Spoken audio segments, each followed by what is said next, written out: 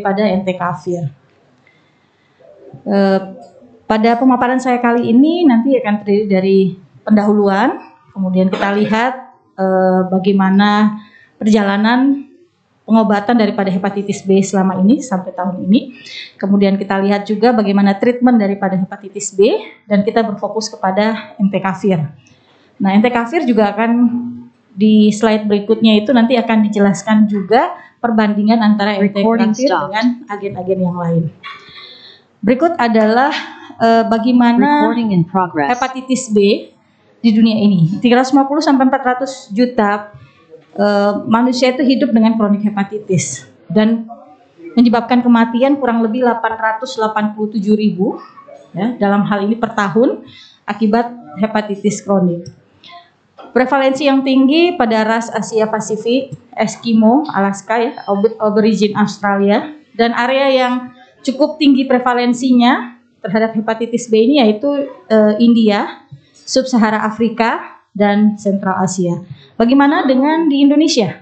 Nah, kita bisa lihat di Indonesia memang angkanya masih termasuk moderate sampai high ya, tinggi, lebih dari 8%. Nah, di Riskesda 2018 bisa dilihat di Indonesia itu ada peningkatan ya, trennya lebih meningkat prevalensi hepatitis dari 2013 sampai 2018. Kita bisa lihat yang warna biru itu 2013 prevalensi hepatitis berdasarkan diagnosis dokter dan menurut provinsi ya.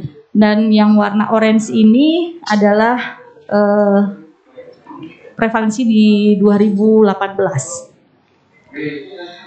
Nah, transmisi daripada hepatitis B penting kita ketahui terkontaminasi dari inokulasi percutaneous ataupun kontak mukosa dari cairan tubuh yang oleh pasien hepatitis, kemudian juga produk darah.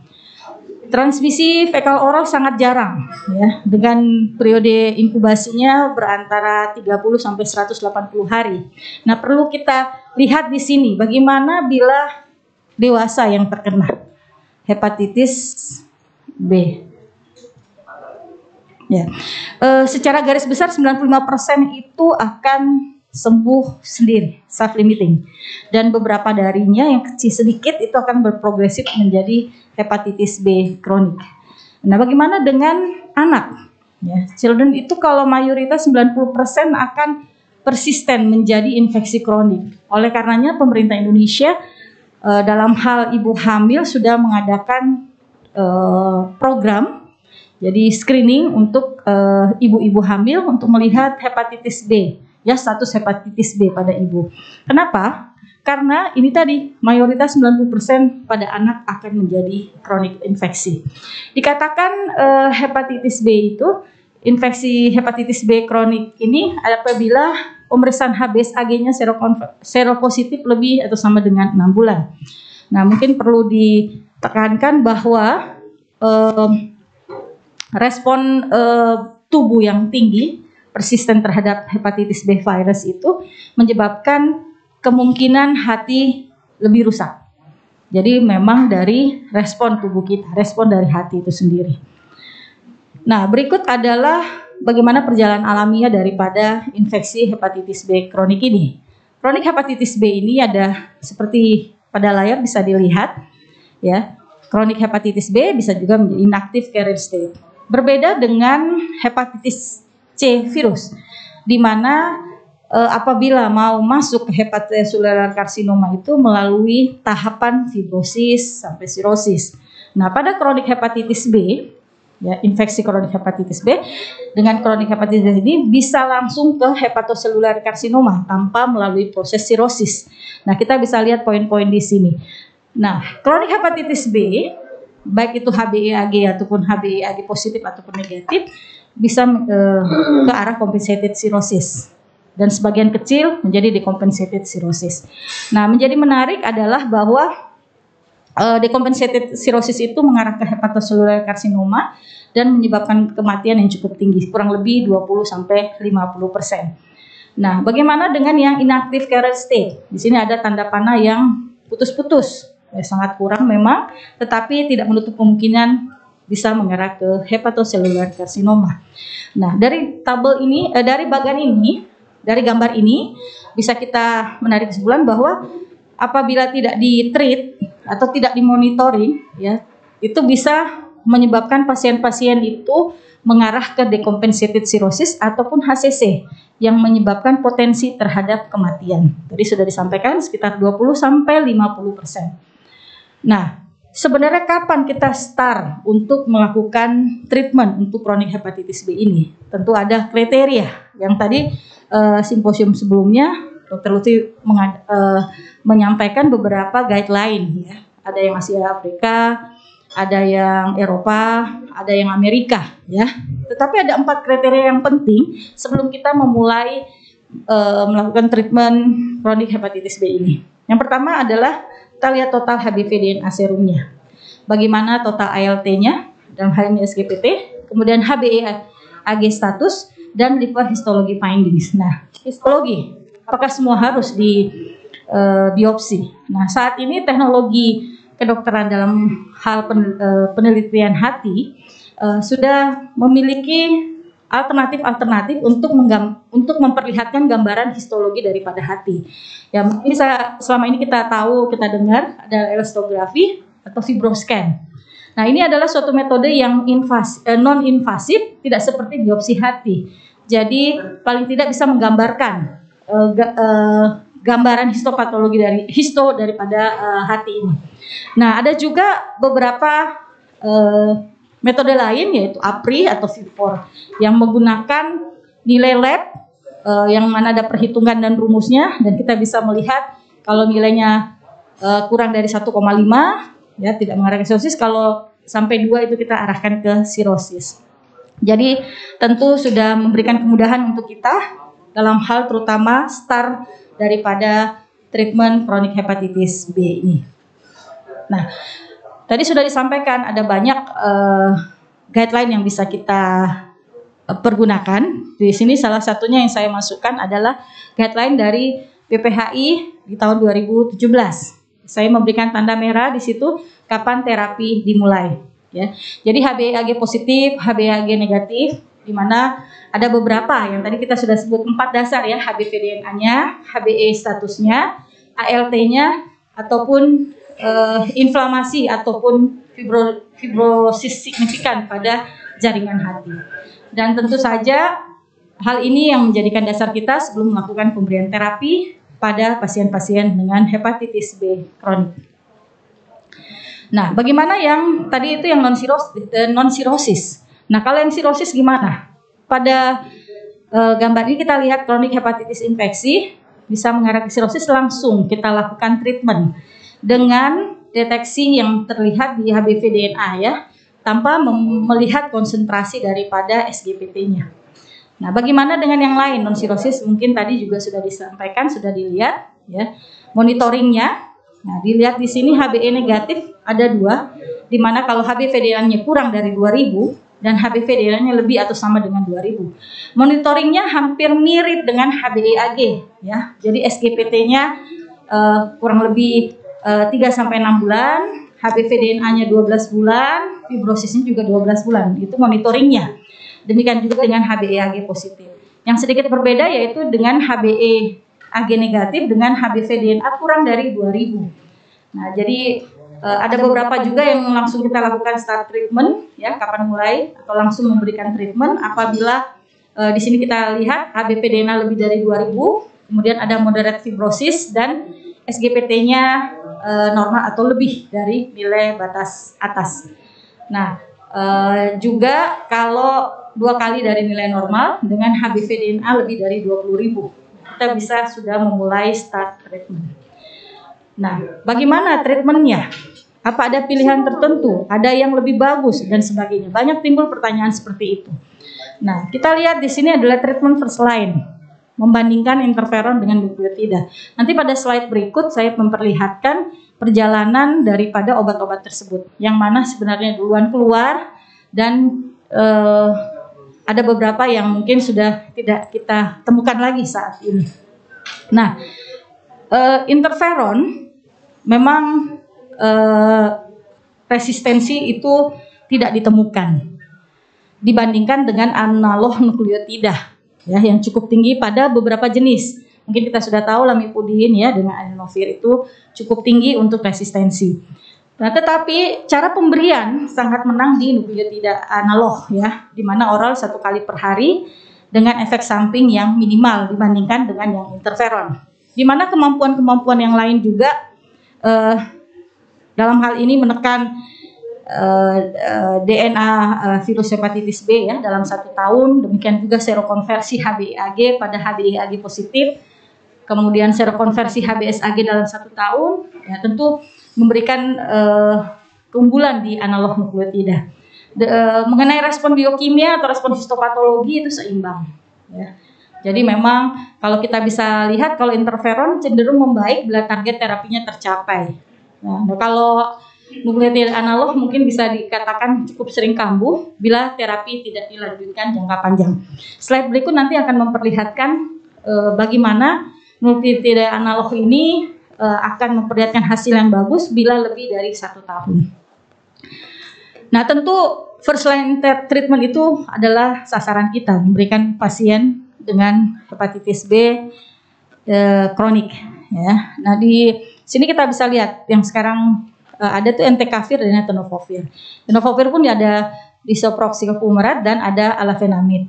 Ya, di sini dilihat bahwa perbedaannya high risk pada ginjal dan bone toxicity itu pada entecavir itu termasuk golongan yang nonjol, dikatakan tidak seperti tenofovir. Ya. Nah, tetapi pada kehamilan untuk entecavir masih tetap dipantau dan tidak suitable dibandingkan dengan tenofovir, disoproxil fumarat atau alafenamid. Demikian juga pasien-pasien dengan decompensated disease. Nah, ini semuanya sebenarnya suitable, jadi bisa. Sebenarnya pemilihan daripada obat itu harusnya berdasarkan sebenarnya ini short or long period. Jadi tentu tidak susah ya. Jadi kita melihat durasi daripada treatment panjang atau pendek periodenya. Side effect-nya komorbid ya. Apakah ada beberapa kontraindikasi pada regimen-regimen terapi yang ada. Kemudian resistensi yang tentunya harus diperhatikan, pasien hamil atau rencana hamil, kemudian genotype HBV, hepatitis B virus, dan paling penting tentu cost efektif. Karena tadi disampaikan di awal bahwa kemungkinan dikonsumsi seumur hidup. Nah, direkomendasikan first line untuk treatment kronik hepatitis B itu adalah entecavir dan 2 prodrugs dari tenofovir. Dalam hal ini tenofovir disoproxil fumarat dan tenofovir alafenamid ya. Tetapi keduanya dikatakan tidak gampang resisten seperti yang obat yang sebelumnya. Ini bisa saya perlihatkan entecavir, tunggu sebentar. Nah, ini entecavir cara kerjanya ya. Jadi menginhibisi priming daripada hepatitis B virus DNA, kemudian membalik transkripsi DNA dan sintesis DNA positif itu tadi. Jadi sebenarnya dia mengganggu sintesis daripada DNA virus ya. Nah, ini mungkin yang bisa kita lihat bahwa perjalanan dari tahun ke tahun itu ya. Dalam hal ini kita fokus langsung ke entecavir, di mana interferon early di awal-awal tahun 90-an itu dikatakan bisa ya atau dipergunakan untuk treatment daripada hepatitis B virus. Nah, di tahun 98 muncullah license dari lamivudin. Nah, di tahun 2002 setelah 4 tahun kemudian sudah muncul adenofovir. Nah, di tahun 2005 muncul entecavir, kemudian tenofovir, tetapi di tengahnya itu 2006 muncul telmivudin. Jadi memang ada beberapa keunggulan-keunggulan yang bisa kita lihat, tetapi sangat mengganggu pada saat tahun-tahun ini adalah resistensi yang terjadi setelah itu. Nah, entecavir di-approve oleh Food and Drug Administration di Amerika Serikat pada tahun 2005 setelah interferon alpha itu tahun 1991 dan lamivudin 95, kemudian adenofovir 2002. Nah, di sini tentu kita lihat perkembangan respon. Di sini ternyata ada limit efikasi dan adanya resistensi yang sangat jelas baik pada obat lamivudin ataupun adenofovir. Nah, entecavir sendiri sebenarnya penemuannya, mungkin saya tidak panjang di sini, memperlihatkan bahwa mempunyai potensi yang besar sebagai obat, ya, sebagai obat yang awalnya dari herpes simplex virus, ya, memperlihatkan bahwa ada perlawanan dengan sipelvirus ini terhadap hepatitis B. Nah, demikian juga dengan hal maksimal effective concentration obat tersebut. Nah, kita bisa lihat vitro study memperlihatkan entecavir itu lebih poten dibandingkan dengan lamivudin ataupun adenofovir. Dosisnya 0,5 mg per hari pada pasien yang baru mendapatkan terapi antivirus hepatitis B dan 1 mg per hari pada refractory lamivudin pasien. Jadi udah dapat lamivudin dan ternyata masih infeksius. Nah, ini mungkin kita lihat bagaimana sebenarnya saya diberikan tugas untuk memperlihatkan safety dan efikasi daripada entecavir. Jadi kita lihat preclinical study di sini. Di sini ada potensial efek yang bisa terjadi. Kita lihat konklusinya sebelah kanan bahwa itu aman. Baik potensial interfering with human genomic or non-genomic dalam hal DNA replication, di mana ditemukan bukti bahwa tidak ada mitokondria toxicity pada penelitian tersebut. Kemudian potensial karsinogenik, ya ini tidak juga dikatakan aman, dan gangguan terhadap infertility fertility, ya, gangguan fertility ternyata juga disampaikan aman. Nah, saya kira kalau bicara mengenai safety ataupun efikasi, tentu kita lihat clinical trial yang dilakukan untuk entecavir ini, di mana ada fase 1, fase 2, fase 3 sampai fase 4. Fase 4 ini adalah suatu post approval setelah FDA mengeluarkan atau menerima approve, ya. Kita lihat surveillance-nya dan itu biasanya dilaporkan bila ada efek samping yang muncul. Nah, di sini kita mulai dari fase 1. Fase 1 kita menilai entecavir dinilai safety-nya. Nah, di sini fase 1 biasanya clinical study-nya berkaitan dengan farmakokinetik. Bagaimana absorpsinya, bagaimana distribusinya, metabolismenya sampai ekskresinya. Nah, ekskresi daripada entecavir adalah predominannya dikeluarkan di ginjal, 62 sampai 73%. Dan dikatakan bahwa tidak perlu adjustment, diperlukan penyesuaian dosis untuk mereka yang mengalami pemunduran dari fungsi hati, tetapi tidak memerlukan dosis obat yang di-adjust, ya, diatur untuk pasien-pasien dengan gangguan atau kerusakan hati. Nah, ini adalah fase 1 clinical study daripada entecavir. Bagaimana dengan fase 2-nya berkaitan dengan safety dan dosis dari entecavir ini. Nah, ini fase 2 dilakukan pada 100 sampai 300 partisipan. Jadi lebih banyak jumlahnya dari fase 1. Nah, fase 2 dikatakan bahwa entecavir diteliti entecavir dibandingkan dengan lamivudin. Nah, pasien dibagi menjadi 2, yaitu naif dan lamivudin refractory. Nah, di sini dikatakan lamivudin refractory itu kalau viremicnya setelah 24 minggu diberikan lamivudin, ya, terapi, dan ada bukti bahwa memang ada resistensi. Sedangkan yang naif diberikan 0,1 sampai 0,5 mg entecavir, di mana untuk lamivudin refractory group itu diberikan 0,5 sampai 1 mg entecavir, dan ada kontrol grup yang menerima 100 mg lamivudin per harinya. Dan hasil setelah penilaian selama 24 minggu dikatakan bahwa entecavir lebih superior dibandingkan lamivudin berkaitan dengan penurunan HBV DNA baik yang naif ataupun refractory lamivudin group.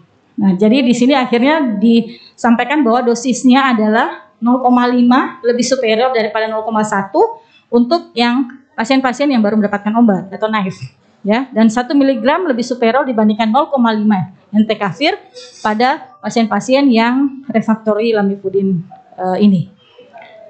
Nah, untuk fase ketiga ini ada safety dan efikasinya. Jadi kita bisa lihat submit untuk PDA approve, ya, Food Drug Administration.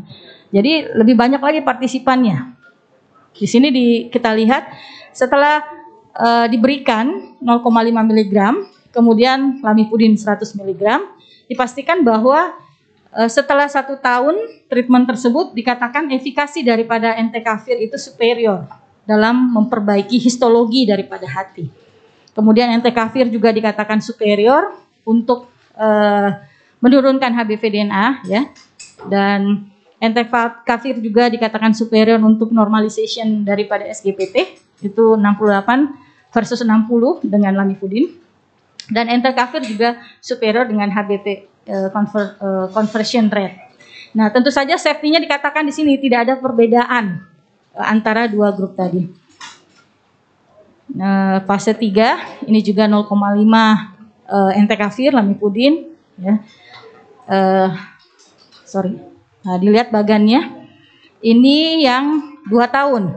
Tadi itu yang 1 tahun. Nah, setelah 2 tahun treatment juga sama, dikatakan superior dan tidak ada perbedaan dalam safety daripada grup tadi. Fase 3, ya, entecavir 1 mg diberikan, kemudian dibandingkan dengan lamivudin yang 100 mg. Kemudian dilihat selama 1 tahun. Nah, ternyata tetap juga sama, efikasinya tetap bagus dan safety-nya juga demikian. Bagaimana dengan fase 4 atau long term rollover study? Jadi sudah di-approve oleh PDA, Food Drug Administration di Amerika, kemudian dimasukkanlah ke clinical trial, di mana setelah pengamatan selama 5 tahun, ternyata dikatakan bahwa efikasi daripada entecavir memperlihatkan terjadinya HBV-DNA yang berkurang dengan proporsi daripada HBV-DNA itu kurang dari 300 kopi pada 94 pasien, dan normalisasi ALT kurang lebih 80% pada pasien. Terlihat pada tabel sebelah kanan untuk histologi improvement-nya. Ada 96% untuk histologi improvement-nya, dan untuk ISAC fibrosis score-nya itu kurang lebih 88%. Dan safety-nya juga dikatakan tetap konsisten sama dengan pada fase 2 dan 3. Nah, dikatakan long term rollover study analysis ini yang dilakukan pada lebih dari 1.000 subjek, dikonklusikan bahwa entecavir itu well tolerated. Jadi bisa ditoleransi dengan baik, dengan efek samping yang terjadi kurang dari 5%. Nah, jumlahnya di sini terdapat 12, di mana ternyata 10 dari mereka itu memang diketahui memiliki resiko faktor untuk gangguan ginjal. Ya, jadi ya, peningkatan kreatinin kinasenya lebih dari 0,5 mg per desiliter. Dan pada pasien yang 2 tadi, kan ada 12 orang, itu diketahui tidak memiliki faktor resiko ginjal. Jadi dan setelah dilihat ternyata peningkatannya juga bersifat sementara. Di sini tidak dilihat, tidak diobservasi laktik asidosis. Karena waktu saya singkat, saya ada beberapa penelitian berkaitan dengan entecavir dibandingkan dengan obat-obat agen-agen lain untuk terapi hepatitis B. Nah, yang di sini kita bisa lihat naif ya, yang naif itu 1,2% berkaitan dengan resistensi ya. Perkembangan terjadinya resistensi terhadap entecavir. Simposium yang sebelumnya ya, simposium 2 itu tadi menerangkan bahwa untuk pasien-pasien yang lamivudin refractory itu memang tidak dianjurkan untuk dilanjutkan dengan entecavir. Nah, tetapi kita bisa lihat di sini bahwa area 57% memang akan terjadi resistensi apabila pasien lamivudin refractory itu diberikan entecavir selama 6 tahun. Nah, tetapi perlu diingat juga bahwa memang entecavir itu memiliki resistensi yang lebih rendah dibandingkan dengan golongan lain, di mana dia memiliki potensial antiviral yang efektif. Kemudian perkembangan resistensinya tentu sangat memerlukan mutasi-mutasi yang tidak hanya single tetapi multiple. Demikian juga dengan varian-varian daripada entecavir itu bisa ada kerusakan dari replikasinya. Jadi sehingga menyebabkan kenapa sampai kita bisa sebutkan bahwa resistensi terhadap entecavir itu minimal. Saya mohon izin Dr. Meli untuk menambahkan sedikit berkaitan dengan entecavir versus tenofovir. Ya, mungkin judulnya sedikit jadi menjadi pertanyaan kita. Jadi sebenarnya yang bagus yang mana? Ya, tetapi kalau dilihat memang entecavir keluar dulu, kemudian 2 tahun kemudian keluar tenofovir. Ya, tentu kita bisa lihat di sini bahwa keduanya direkomendasikan sebagai monoterapi pertama pada antiviral, ya, untuk antiviral. Kemudian keduanya juga memiliki kemampuan mensupresi HBV DNA dan menormalisasikan ALT pada fase 3 baik itu pada HBeAg positif maupun HBeAg negatif. Keduanya juga memiliki low resisten, ya, jadi tidak gampang untuk resisten dan safety-nya termasuk baik. Nah, kita bisa lihat di sini ini mungkin saya tidak terlalu banyak menjelaskan bahwa di sini memang kita lihat bahwa efikasi, ya, supresi HBV DNA ataupun normalisasi SGPT, HBe serokonversi ataupun HBsAg tidak ada perbedaan antara entecavir ataupun tenofovir. Keduanya dikatakan efektif untuk supresi HBV DNA infeksi. Kemudian yang lain lagi bahwa keduanya juga safe, well tolerant, ya, untuk estimated glomerular filtration rate, ya, dari sepanjang perjalanan EGFR ini yang diteliti, ya. Tetapi harus diingat bahwa pasien dengan risiko insufisiensi renal ini harus dimonitor secara rutin, ya. Jadi tidak disampaikan bahwa itu aman sepenuhnya, tetapi tetap harus dimonitor. Nah, studi klinik entecavir versus agen lain, saya kira saya nggak banyak, Dok, saya minta waktu 5 menit lagi, bahwa di sini kita lihat pemakaian entecavir selama 5 tahun juga dapat mengatasi dalam hal ini efektivitas ataupun safety-nya bagus, di mana kita lihat primary endpoint-nya adalah viral responnya dan yang sekunderinya adalah ALT normalization. Di sini bisa sampai 90%. Lamivudin juga ini dikatakan entecavir versus lamivudin, tadi sudah dibuktikan banyak bahwa lamivudin itu udah banyak resistensinya dibandingkan dengan entecavir. Dan di sini ada entecavir dengan adenofovir juga dikatakan entecavir lebih tinggi dibandingkan dengan adenofovir dalam adekuat pengobatan pasien hepatitis B. Selama ini dilihat selama 48 minggu atau kurang lebih 1 tahun. Demikian juga dengan telvifudin dengan entecavir, ya, keamanannya dikatakan bahwa viral rate-nya tentu lebih tinggi, signifikan diturunkan oleh entecavir dibandingkan dengan telvifudin selama 2 tahun treatment. Entecavir juga versus tenofovir sudah banyak kita jelaskan tadi di awal. Nah, ini V-value-nya tidak ada perbedaan signifikan antara entecavir dengan tenofovir terkait potensi aktivitas antivirus terhadap pengobatan hepatitis virus B. Nah, bagaimana dengan entecavir, telvifudin, dan tenofovir pada pasien hepatitis B naif ini?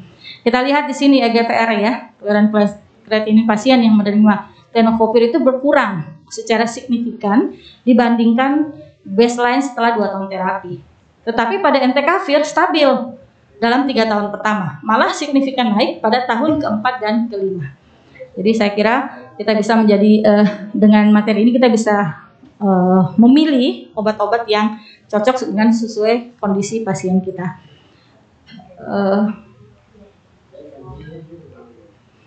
Oke, sebelum saya akhiri, dari sponsor acara menyampaikan mohon dilihat bahwa memang comparative bioavailability yang dilakukan antara entecavir dengan originator dalam hal ini Baraclude dikatakan bahwa Atevir bioekuivalen dengan originatornya, baik dalam segi efikasi, keamanan, dan kualitas Atevir setara dengan originator.